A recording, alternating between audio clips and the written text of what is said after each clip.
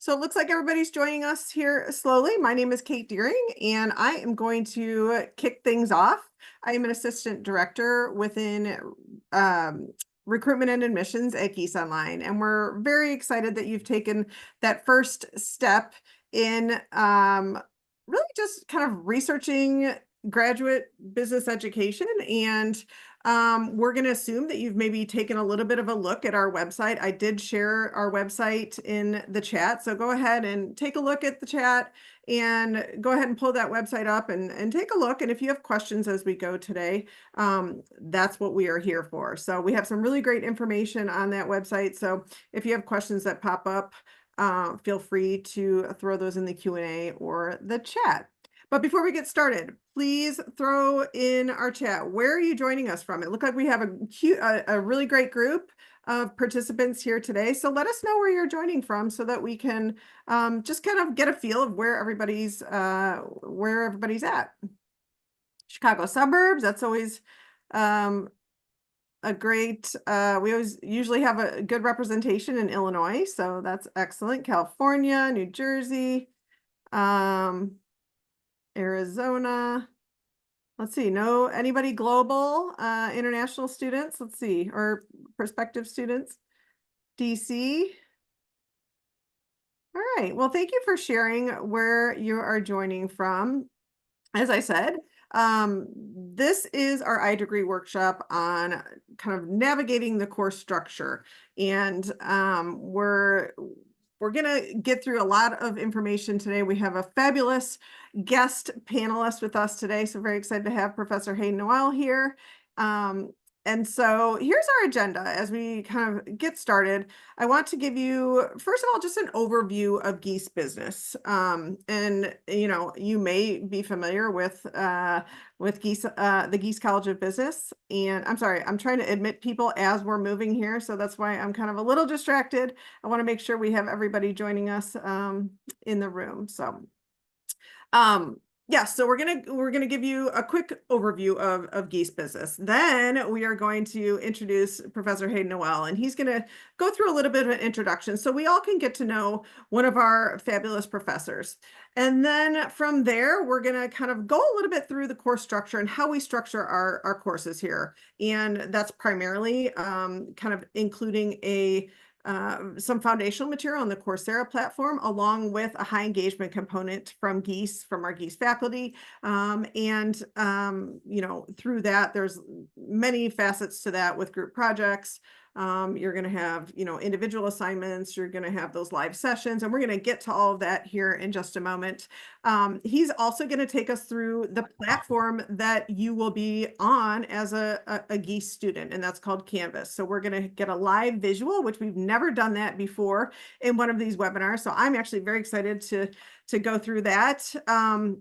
I do know that Professor Hayden loves to interact with his students. So please, please, please share your questions in the Q&A feature or use that raise hand feature. And we will go ahead and stop as we move throughout the content today because we really like to communicate with our students. And so we'll have you unmute yourself and we'll answer all of those relevant questions. And then we'll also have plenty of time for Q&A here at the end. But before we introduce Professor Hayden, I did want to really just give you an overview of Gies business if you're joining us for the first time and you're maybe a little bit unfamiliar with the Gies College of Business in general. And basically, the Gies College is one of 16 colleges within the greater University of Illinois campus. And today we are here to just talk about online graduate level credentials that we offer within the Gies College of Business. We do offer 3 master's degrees in business administration, accounting, and management.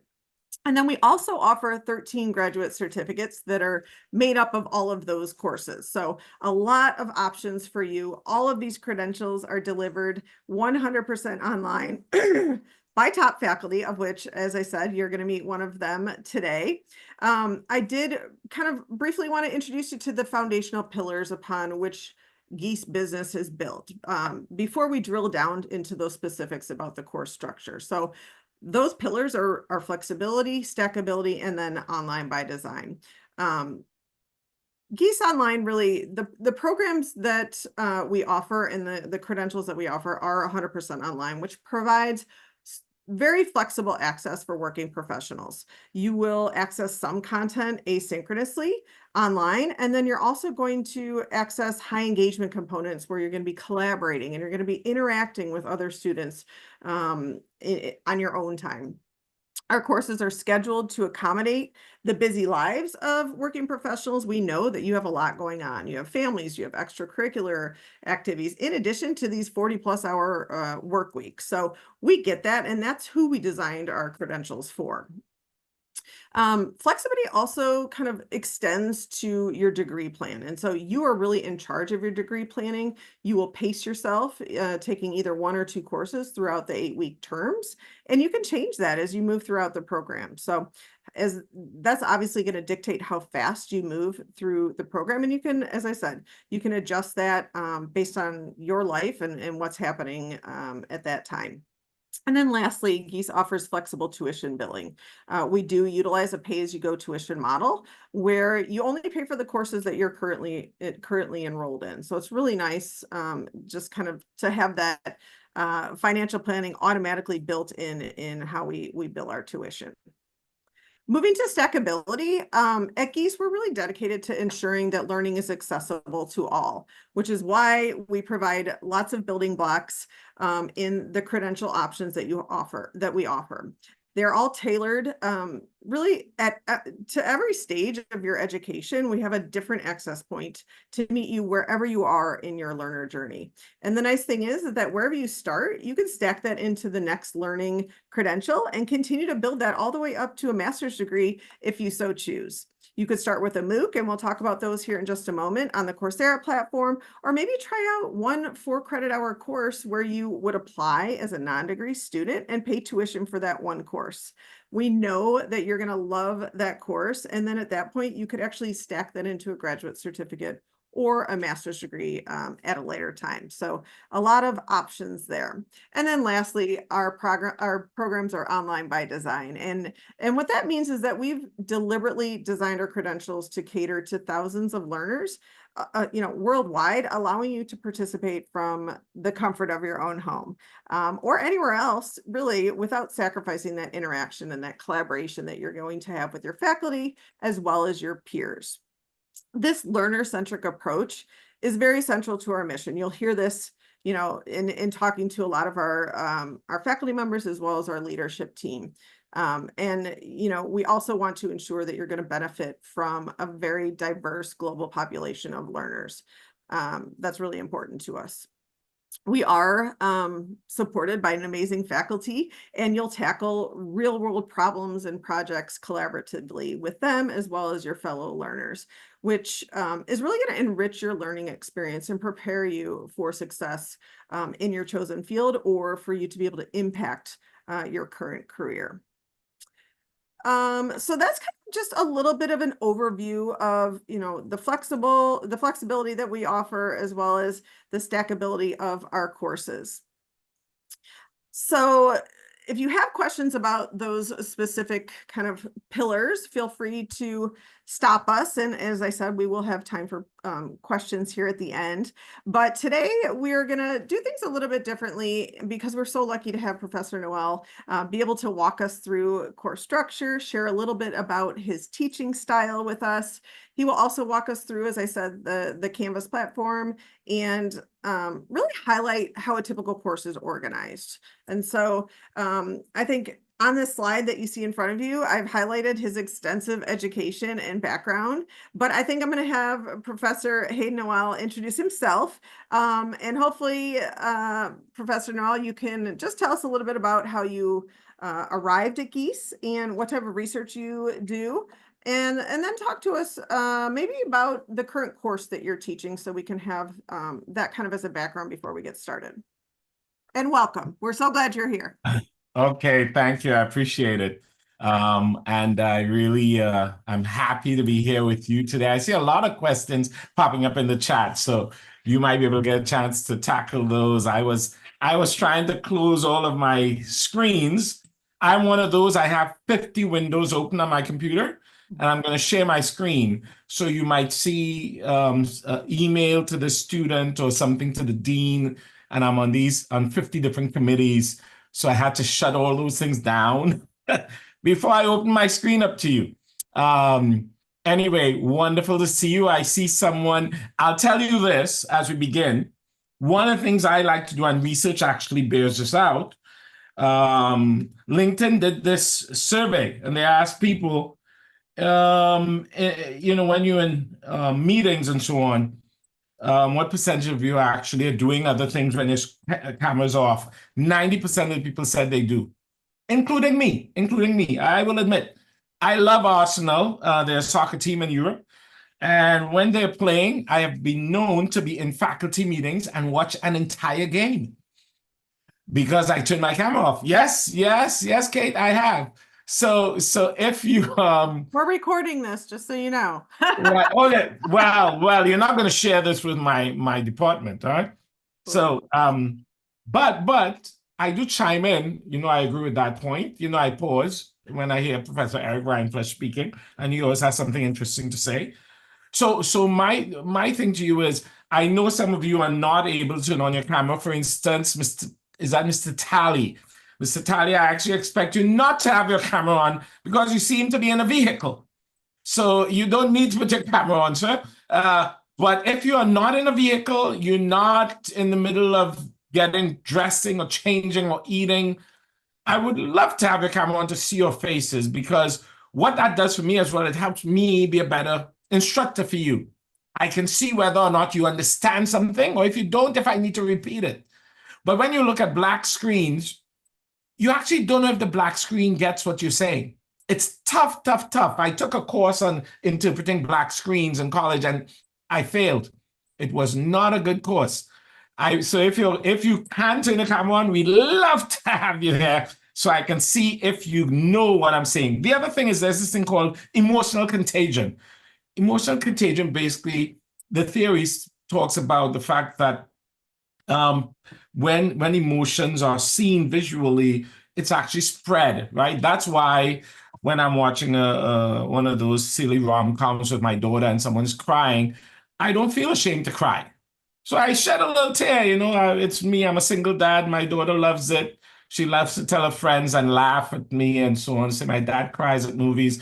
And she's in her Father's Day card, she wrote, "I'm so glad you're in touch with your emotions, Dad. I love that about you." So it worked. So that you when we see you smiling and so on, it actually spreads. It actually spreads when you see Joe and Rebecca smiling and so on. It actually spreads, and we are all happy, and people actually learn better and remember more information when they're happy. It's true.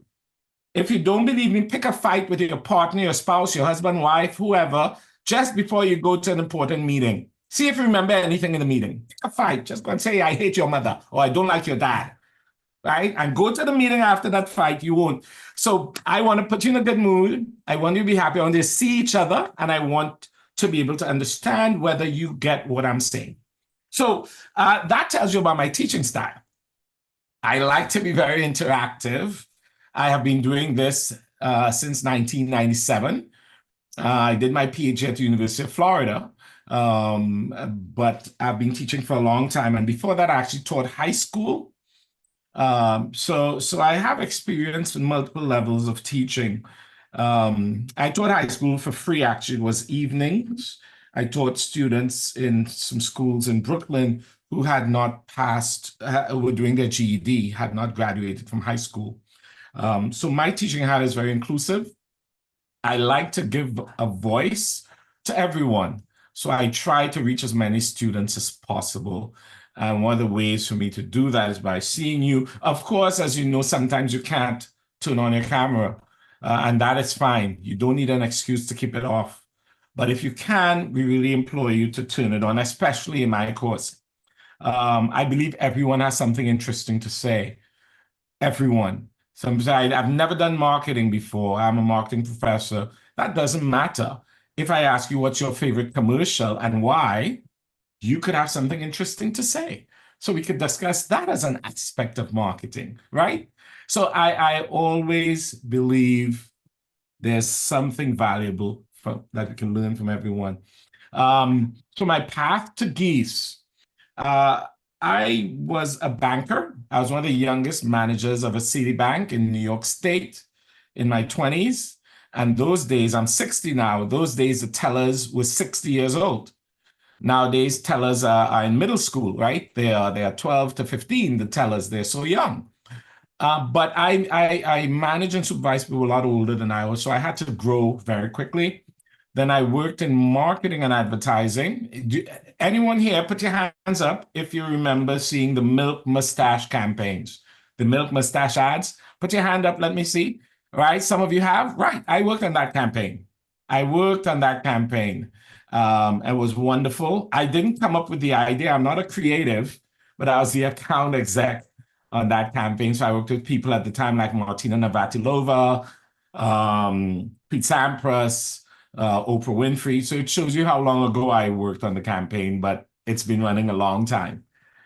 All right. And actually, Pete Sampras is much taller than you think. He looks short on TV. Hey, he looks short on TV. Dude is over, he's like 6'4". I had to look up at him. What wonderful guy, though. Wonderful guy. And nowadays, they've changed the approach to that campaign and are using pop stars, singers and so on. I don't understand what these pop singers could. I guess they're trying to influence younger people, but still, I don't get it. The core of the idea was you're making people stronger. You're going to be stronger if you drink milk. So let's have some people consider to be strong individuals, not only physically, but mentally and so on. It's changed. Justin Bieber is in the milk campaign. Go figure. So I left. I eventually left advertising and went on and did my PhD at the University of Florida. Before that, I did an MBA at NYU. Then I did a second master's in social psychology at the University of Florida. Then I did my PhD at the University of Florida in cognitive psychology and marketing strategy. After that, I worked at City University of New York in Manhattan. And then I came to University of Illinois in 2007. I actually interviewed at the University of Illinois and got a job here in 2000, job offer in 2001 when I graduated with my PhD, but I did not come for a number of reasons. One of them being, and this is a quick joke, Kate, you'll get this. And I think I mentioned this to you. I was driving where the faculty were taking me to dinner, and we drove past a couple of buildings. This was 2001. I'm like, when we're coming back, I'd love to go downtown, They looked at me somewhat surprised and said, that was downtown. So I decided not to come. So it's wonderful that you are going to be online. Champaign is a lovely town now. But if we were recruiting you for an event and we told you come into town 20 years ago, we wouldn't have a chance, I think. You might not come unless you're getting a full scholarship. So that was my path to Gies. I talk about my teaching style, my research. I do research on advertising. So I study how people remember repeated advertising information. All right, you're seeing one ad and then within the same ad block, you see the same ad 2 minutes later. That always amazed me. Why in heaven's name would advertisers do this? I worked in advertising. We did not. But my research shows that it works. We could talk about why at some point, but I won't go through that now. But that's the type of research I do. I also do research on students' approaches to online learning, whether you binge or you spread out your learning. And we found there are some benefits to binging, of course, especially if you binge at the beginning. But if later on you go back and refresh your memory about what you've looked at. But of course, binging at any other point in time does not work, any other point in time. And we have the data to prove it. The current courses I teach marketing management to iDegree students. I also teach consumer behavior. I wrote a textbook many years ago on consumer behavior targeted to non-marketing majors. I'm actually refreshing that textbook now. So consumer behavior is my core area of specialization. I also teach new product development with a professor from the College of Engineering. All of these are graduate level courses. So those are the courses I teach. As I said, my teaching style is very inclusive. I believe everyone has something important to say. So I try to give you the space to do that, right? So that is it. You want to talk about this, Kate, or you want Yeah, so me I to? think, Yeah, go well, ahead. first of all, thank you for that great introduction. I think that gives everybody just a good feel for how you like to interact with the students. So I appreciate you doing that. I thought we would just begin kind of briefly with talking a little bit about how we actually structure courses. So, a lot of those that are joining us this evening might not know how we deliver information within a course. And so, typically when we share information with students, we tell them about, it's actually includes two components. One component is the asynchronous component, which you'll find on the Coursera platform. And then the other component is the high engagement component, where you're going to have, as you see on this slide, a lot of different kind of group projects and live weekly sessions. You're going to have individual assignments. There's faculty office hours. So there's a lot of interaction and collaboration in your courses. So the way that we deliver the information is kind of divided between those two. And I thought we could just talk a little bit about kind of how you run your course, Professor Hayden, and kind of how you break out the Coursera component and the high engagement component to give everybody like a realistic idea of what a course, how a course is kind of laid out. Sure thing, sure thing. I don't have, and I should have opened the Coursera portion of the course, but I just have the Canvas open. Maybe in the interim, you could pull up the Coursera portion while I talk about it, right? So, and once you type in Hayden Noel on Coursera, it should pop up. So we could show them one part of it. So for the asynchronous component, we record videos beforehand. So usually in a regular typical course, you might have a textbook and you have to read a chapter to get an understanding of the basic concepts and theoretical constructs that you'll be using in a particular session. For us, we've replaced textbooks with our online course material on Coursera. We still do assign articles. So in my course, we assign articles that people have to read. So we'd expect you to read one or two very short articles along with viewing the videos before each session. So that's prepping for the course. In addition, on the Coursera platform, you do have assignments. So they're not too dense. They're not too demanding. You might have multiple choice assignments or short assignments to complete, not lengthy essays or anything. And a lot of them are evaluated by your peers online as well. Again, the importance of Coursera is prepping you for the next stage of your learning, which is the high engagement component.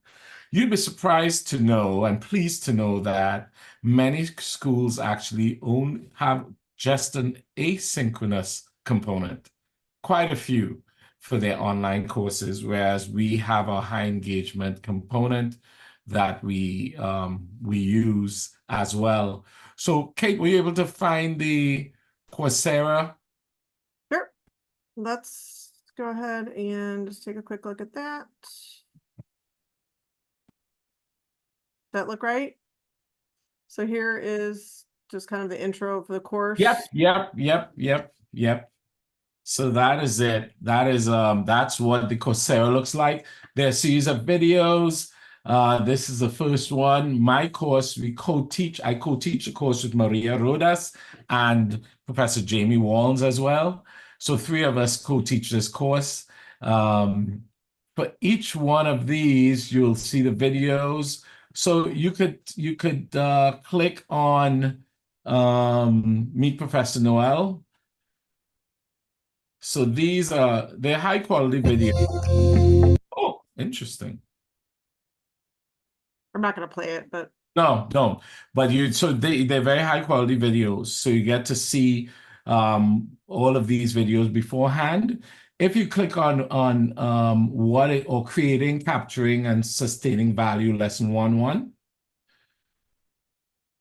the marketing strategy process and overview. So you will have to watch all of these videos beforehand, and you could kind of advance, right? So you'll have to watch all these videos beforehand. And these videos, we have interviews, we show you, maybe YouTube clips, and a lot of them are recorded on a green screen where you can see, we don't use typical PowerPoints. You can actually see the board to the right of us, what we're discussing. And it's pretty straightforward. We also have this. It's also transcripted, so there's transcription, so you actually see what we say at the bottom. Although Coursera does automatic transcription. If you don't realize, I'm from Trinidad and Tobago. I have an accent, and Coursera, for the life of me, doesn't understand when I say mother. I say mother. You know, first time they transcribed it to mother, M-U-D-D-E-R. You know, I'm like, a mother. Okay, I said mother. But my accent. So when you see the transcription, you will see some errors. That's not on us. Coursera does it automatically. We've asked them to send them the script. Hey, we'll just send you the script. Just put the script in. Say, no, we have a system. So anyway, it's really very user-friendly. And you also have, during each module, you have assignments to do, to complete. So if we look at, let's see, week 1, you'll be able to see the learning objectives, what you expected to learn. There are readings for each module. It tells you how long each should take. And then lower down, you'll be able to see a practice quiz, right? Up above, there's a practice quiz that we would like you to complete as well after you have done the reading and so on. And by the way, these practice quizzes are not like the what are those things we have to do, Kate, every year? Those little training. the digital, yes. All of the different types of trainings we get where you can answer the questions without watching the video because you've seen it last year. This is not the case here. You actually have to watch these videos in order to understand the questions and respond to them. So this is what the asynchronous section looks like, and it's actually pretty engaging. It's pretty engaging. I would encourage you, after we're done today, to go ahead and take a look at the Coursera section of the course. Now, the section I'm going to show you won't have access to this until after you've registered for the program and after you've started the course. That's a Canvas platform, and that is built on what we've discussed in the MOOCs. So research has shown that once anyone has an understanding of rudimentary theory, underlying theories of whatever frameworks you're using, they're better able to understand advanced theories and more complex frameworks.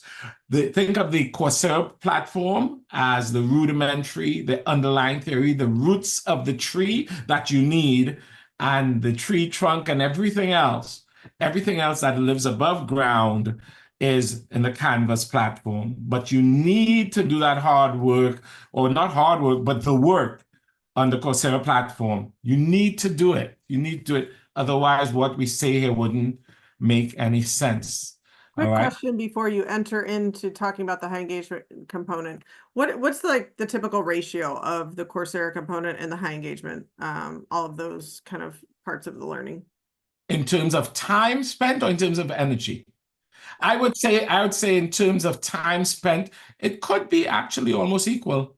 However, in terms of mental effort, in terms of depth of understanding, in terms of the level of motivation that's required, the high engagement is more demanding. It's more demanding. You might find yourself spending the same amount of time or less time, but it's intense. It's intense. So you have to. So I'll tell you this. This is a secret I shouldn't share with you, but people watch the Coursera videos on 1.5 speed. I don't know how you can listen to this accent at 1.5 speed. That's on you.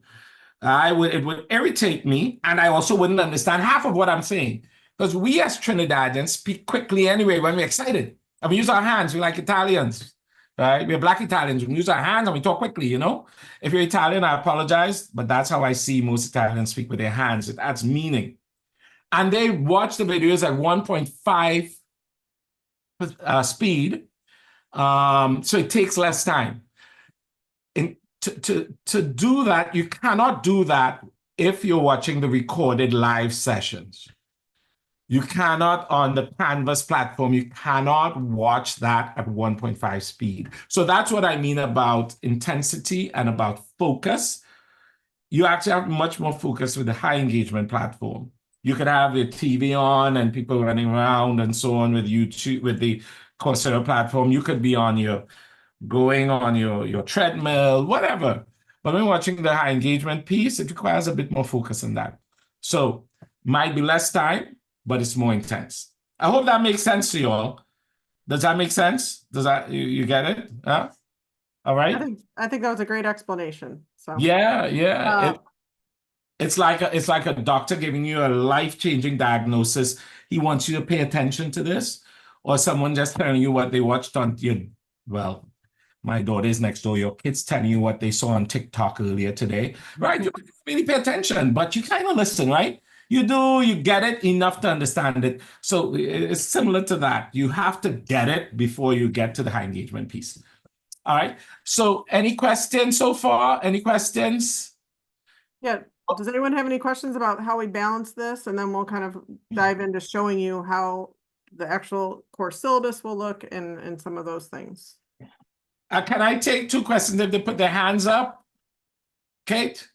Oh, of course. If you put your hand up, we can ask you. I'll answer any questions and then move on to the other part of it, the high engagement piece, where I'll show you what the Canvas platform looks like. Yep.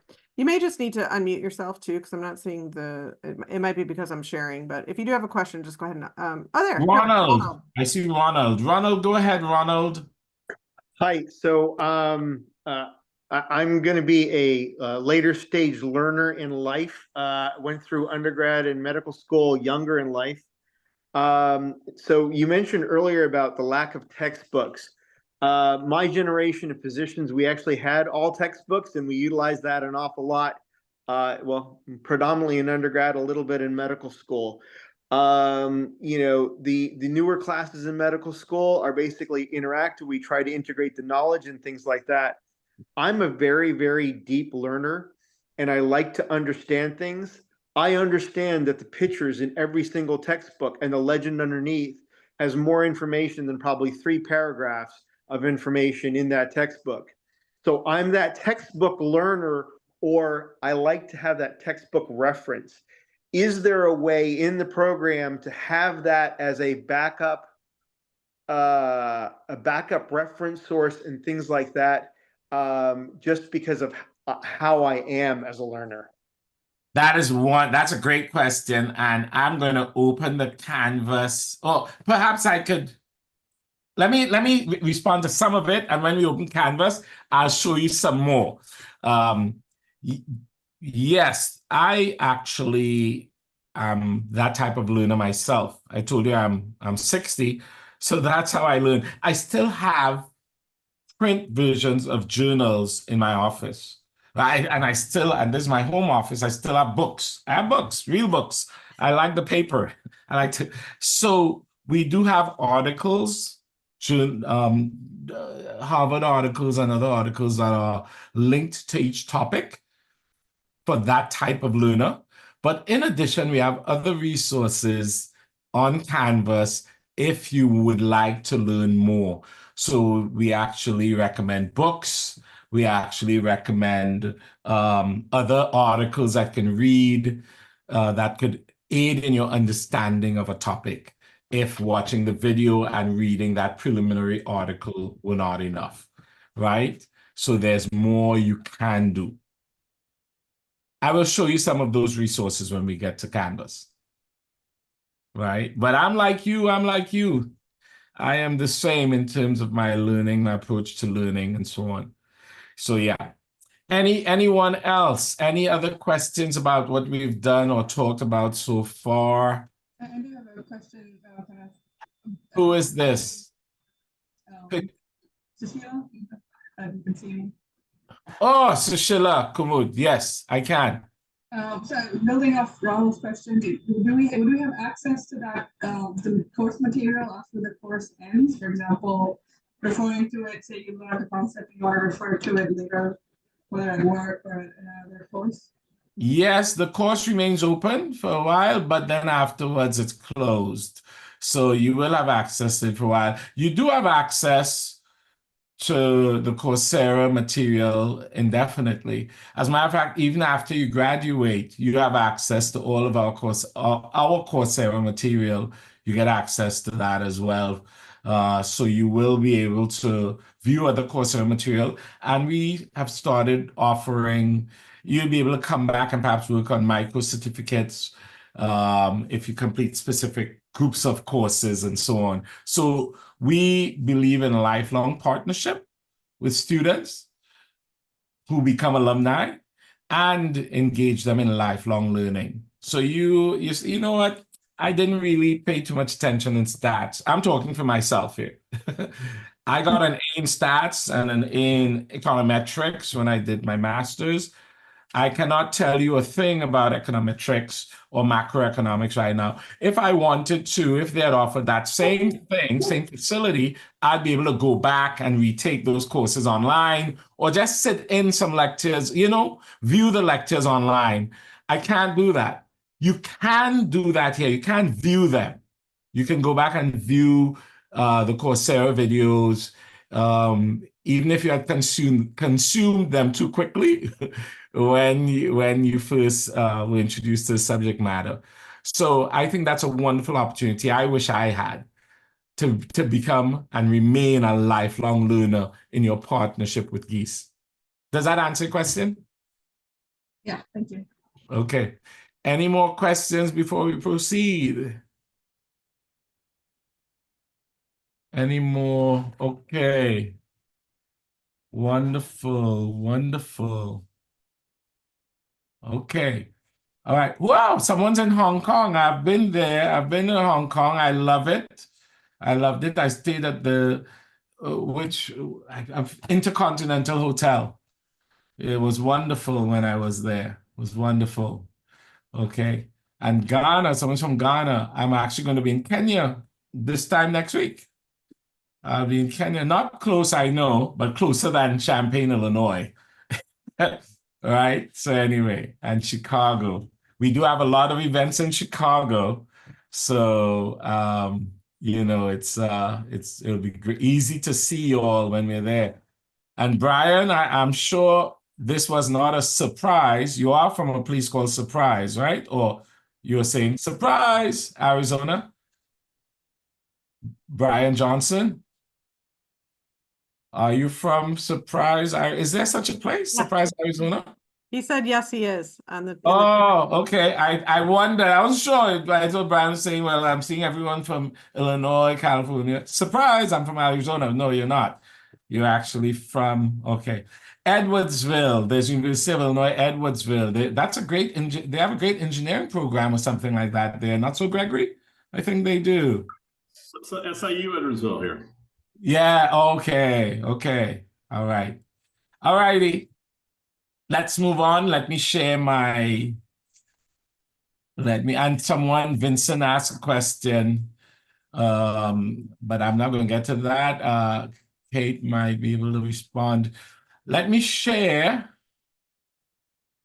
let me share my screen and you can see what, now this is what the Canvas system looks like. So basically, the course online, the high engagement portion, runs for 8 weeks. And we basically take you through, it matches what you see on Coursera. So for the first 4 weeks, right, we'll be doing Marketing Management 1. Okay, that's for the first 4 weeks. And for the next 4 weeks, we'll be working on Marketing Management 2, which is creating a marketing mix for growth. So that's what this is. All right. Within each of these, of course, you have orientation, which is required to unlock the course. This tells you what the live sessions and office hours. We actually have 3 live sessions offered every semester to account for time zone differences and challenges across time zones. And we offer 3 office hours, 1 on Saturday, 1 on Monday, and 1 on Tuesday. Mondays, Saturdays, afternoon at 4 usually. Monday, it's usually in the evening at 6, and Tuesday, it's in the morning at 8 a.m. Tuesday is usually very busy because most assignments are due on Tuesday evening. So we tend to see the Tuesday office hours being very, very packed. All right. So this is, when you click on that, you usually see a link to enter office hours or Zoom link to enter the live session. At the end of every live session, we generate live session slides. I won't click on these because we have discussions and so on that we might use and assignments we might use for you. So I'm not going to do that. And the recordings from each live session would be available here. So you can go back and watch, as I said, the live session recordings. Try not to watch those at 1.5 speed. The Coursera videos, as I said, yes. But the others, this one, please don't. One is good. All right. Okay, so that's live sessions and office hours. Now there's this section on resources. We walk you through the case method. We use the case method, which is a Socratic method of learning. We actually provide you with cases, and we discuss those cases in class. We discuss them in class. For some of you, some students, you've never worked using the case method. You've never done case analysis. So I walk you through what case analysis looks like and how you go about doing case analysis. This is something you need to do beforehand. And we also provide you with a lot of other resources. There's also an academic integrity module that is required before you begin working on the course. Basically, you have to read the student code. We got academic integrity, and then you do the academic integrity module. I do not have access. Okay, all right, because I'm not a student. All right. I actually worked on developing the academic integrity module. So there are scenarios presented to you, and you're asked whether this is a violation of academic integrity or not. Of course, you're told what the possible violations are beforehand. One of the reasons we do that is culturally, violations of academic integrity differ from place to place and person to person, right? I knew when I was growing up, I was a nerd. I know you look at me now, hey, you're all cool. You look like you could never have been a nerd. I was a nerd. I was a big nerd. I graduated high school at 16, and culturally, people expected me to show them answers. Hayden, what do you get for B? And silly me, I would tell them because they're all older than I was and bigger. Like, hey, it's this. So I would have benefited from this module because when I came to the US from Trinidad and Tobago, the standards for the most part were different. Of course, there are Americans who would tap me on the shoulder and ask me to show them the answer as well, right? But with Trinidadians, it was like an expectation almost that I would tell them. I didn't, so So we need academic integrity modules because, as I said, we want to ensure everyone's on the same level when it comes to, in terms of understanding what academic integrity is. Some folks, I mean, almost all students didn't know that they could self-plagiarize. You could actually be using your own previous work, and if you didn't cite it or produce the source appropriately, you'd be guilty of plagiarizing yourself. And that's a violation of academic integrity. It might not be viewed as harshly as others, but it's still a violation. So we really have to walk students through this. All right. The other thing, so after all of this is course communication. You basically, you have a class Q&A forum, which is pretty interesting. There are multiple discussions, questions for live sessions, help with Coursera activities, marketing in the news. We have a great segment called Marketing in the News, where we ask, Kate, I don't know if I could click on this because there'll be student names here. I shouldn't, right? There are no grades, though. There are no grades. But yeah, I can't. So anyway, there are students, we ask students to find marketing articles in the news that relate to topics we are covering.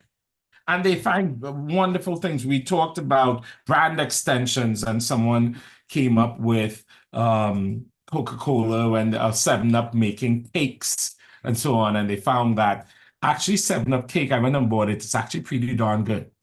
It's pretty good. You should try it if you find it. 7-Up cake. It's, yeah. You know, so we ask students to find marketing related articles in the news, and they post it here, and we actually present one of these in each class session. And again, there are questions for each of the sessions. So week 1, week 2, week 3, we have questions the students ask. Now, any questions? Because I'm going to stop in about 4 minutes. So any questions before I continue? And Ronald, I know I promised you I'd show you something, and that's what I'm going to try to do now. There was one question, what is peerceptive? Do you see that? Oh, okay.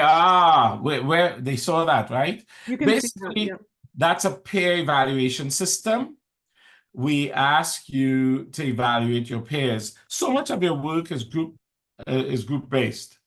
You have group projects, on projects. I think 45% of your grade is derived from group activities. So we want you to hold your group members accountable. So we ask you to evaluate them, and it impacts their final grade, basically. It's a percentage of their grade. And I think, let me word this carefully. We have high quality students, but we have people who are in later stages of life where other things sometimes demand your attention, right? So there has to be a lot of give and take. Okay, there has to be a lot of give and take. I'm the provider in my family.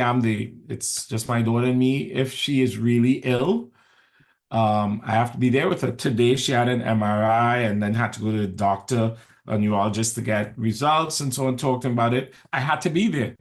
She's 19, so I had to be there. If I were working on a group project, to heck with the group project. I am not going to look at that today. This evening maybe, but don't tell me, hey, we have a meeting at 3, come prepared. No, from 9 a.m. to 1 p.m., I was doing medical stuff for my daughter. So to heck with you all, I'm not going to do it. We could talk. I'll work on it the next day. So that's what I mean about give and take.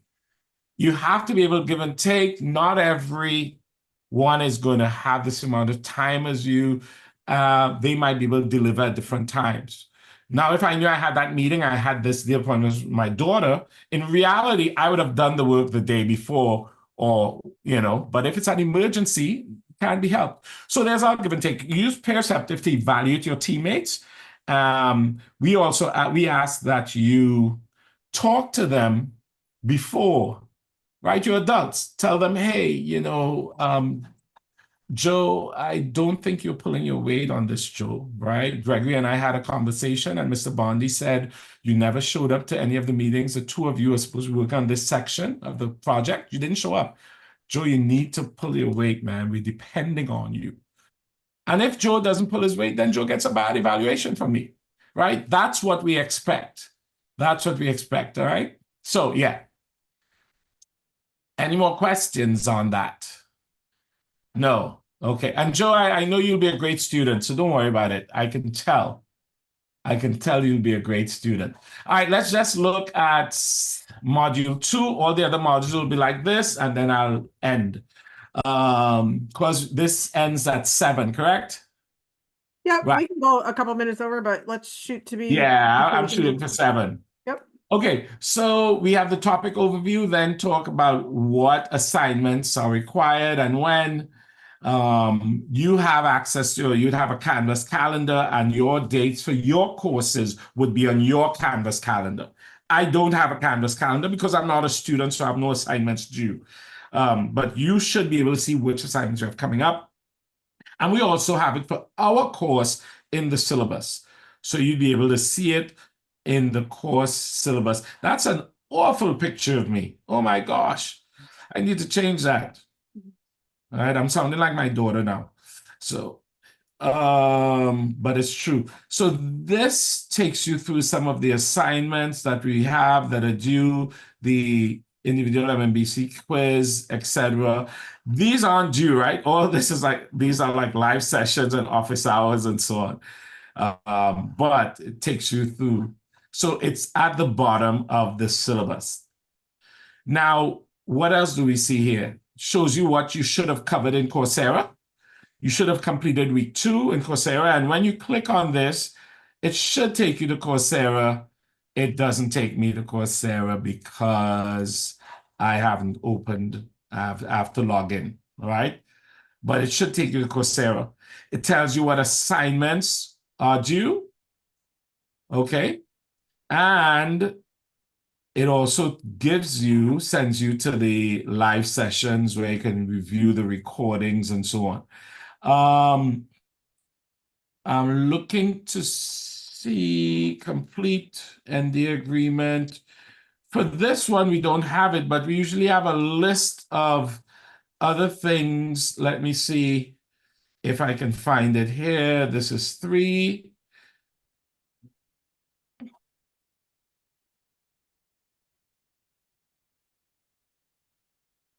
All right. We do have, I don't know why it's not here, it's not showing up here, but we usually have, if you'd like to learn more, I'll have to see why we moved it from this version of the course. But that's where, Ronald, you'll see extra readings. And we also are going to create a library of sorts, a reading list where you can, we pick out the books we find interesting related to marketing, and we'll share that with all our students. One thing I do, which really I think is useful, I've done what are known as boardwalks, where I go in depth on specific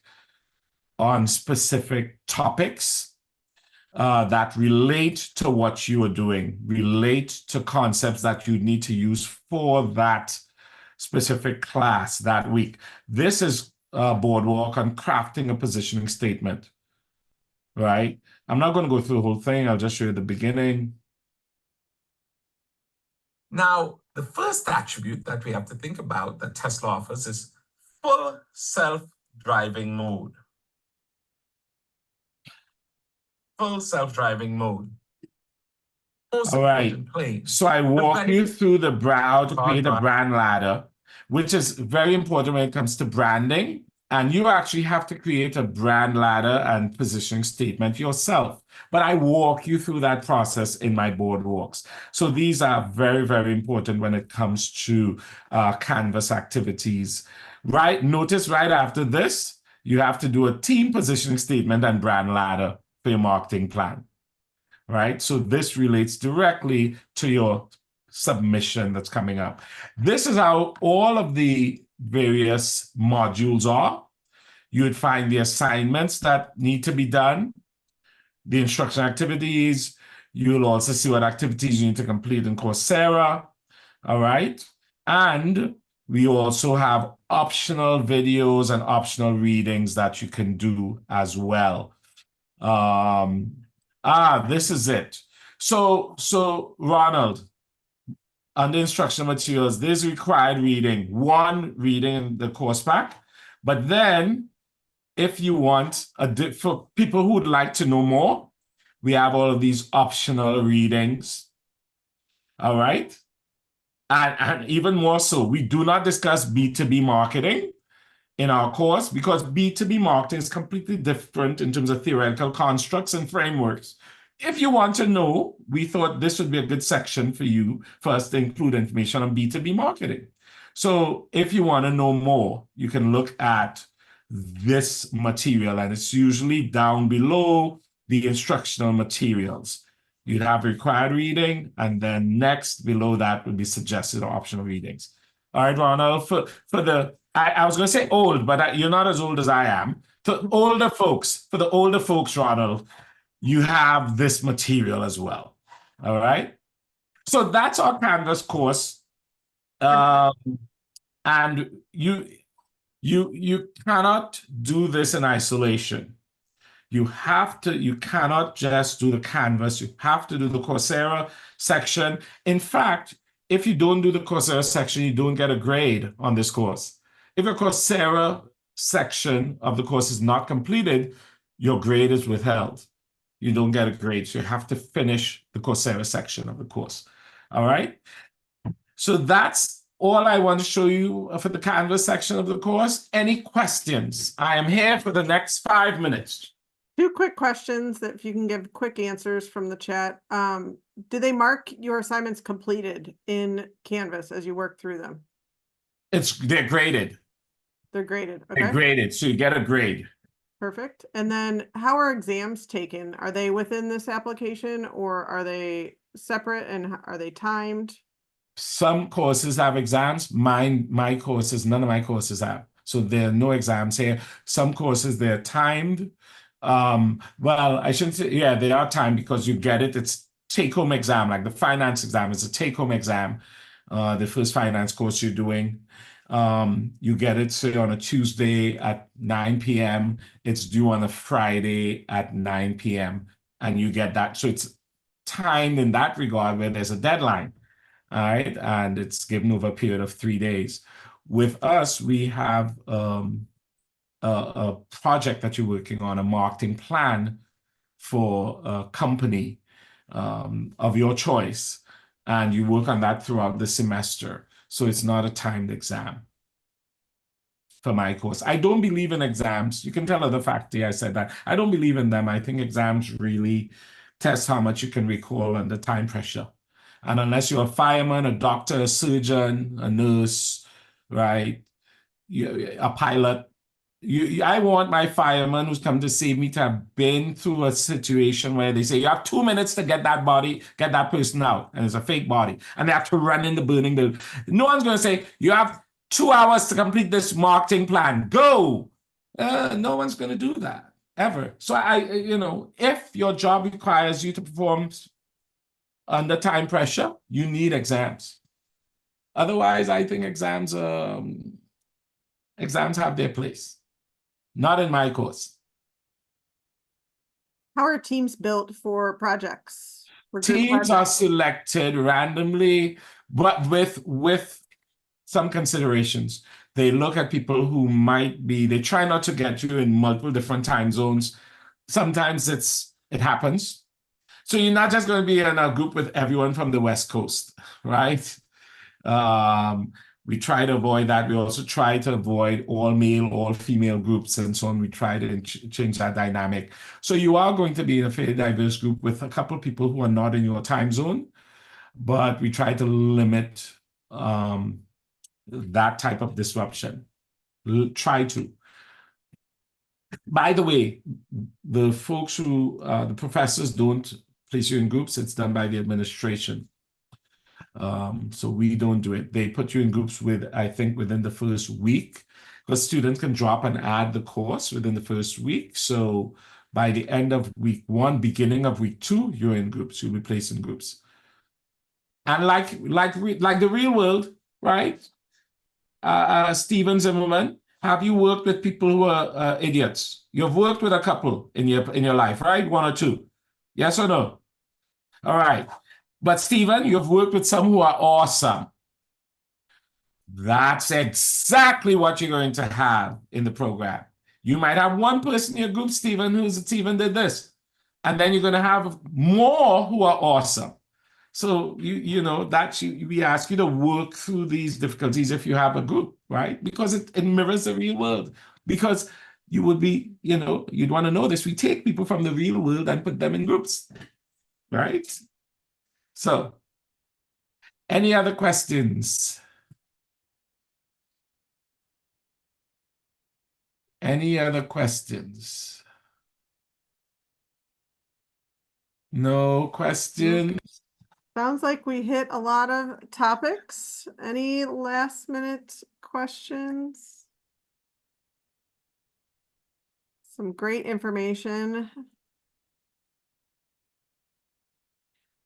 I don't see any others. So, Oh, wait, Rebecca asked if groups stay the same. Yes, they do. Yes, they stay the same. We don't try to change groups midstream. No, we don't. That's going to be hard. You already had to adjust to these 4 people. By the way, in your final course, the capstone, you get to choose your groups. By then, you know people, and it's your last course. So you get to choose your groups. for the IMBA program. IMBA, your capstone for the IMBA, yes. So I see one question. What is the difference between the IMBA, IMSA, and IMSM? We don't have time to get into that today, but I did share our website at the beginning of the chat, and that's a great place to start in order to differentiate between our programs. As we kind of close out, I obviously work in recruitment and admissions, and I'm happy to meet with any of you. Just reach out. I'll go ahead and put my email in the chat, or you can reach out to Gies Online at illinois.edu, and we have a full team of admission counselors that are happy to walk you through your questions and help you figure out which program is right for you. So that's my job, and I love meeting all of our prospective learners that are really checking out Gies and seeing the really cool things that we're doing here. So if you go ahead. By the way, I put my email in the chat. I might not be able to help you with admissions questions and so on, but if you have questions about the course structure, what to expect, and so on, feel free to reach out to me. I'll be happy to chat. We could even do a quick Zoom if it's going to be more than one question. All right? Just don't reach out next week. I'll be in Kenya giving a talk at a conference. Never been there. I told my daughter I'm going on a safari. She said, please don't, Dad. A lion will eat you. I'm like, you see this TikTok? That's these crazy videos. But anyway, so feel free to reach out, stay in touch. And if any one of you actually applies and you're here for the fall, would love to see you at iConverge, which is an event where we bring all of our online students, IMSA, IMBA, IMSM on campus in September. It's like the second weekend of September after Labor Day. So I'd love to see you when you're here. It's fun. It's wonderful. All right. Excellent event. So so thank you so much, Professor Hayden. We really enjoyed your talk today and all that information. We do have a deadline coming up on June 27th. If you're interested in applying for fall, that is our final deadline to start in August. And then we'll have one more deadline if you'd like to start in October. So that QR code on your screen is a quick link to a short form, and we'll reach out to you if you'd rather go that route. Otherwise, you know where to find us. We really appreciate all of your time tonight. I know everybody's very busy, and we hope you have a great rest of your week. And you can connect with me on LinkedIn, by the way. Just type in Hayden Noel in Illinois. I'm the only Hayden Noel here. So, all right. But the one and only, right? Yeah, well, yeah. And Andrea says, iConverge. How do we connect at iConverge? Email me and we'll make plans. We'll connect. All right. Yep. All right.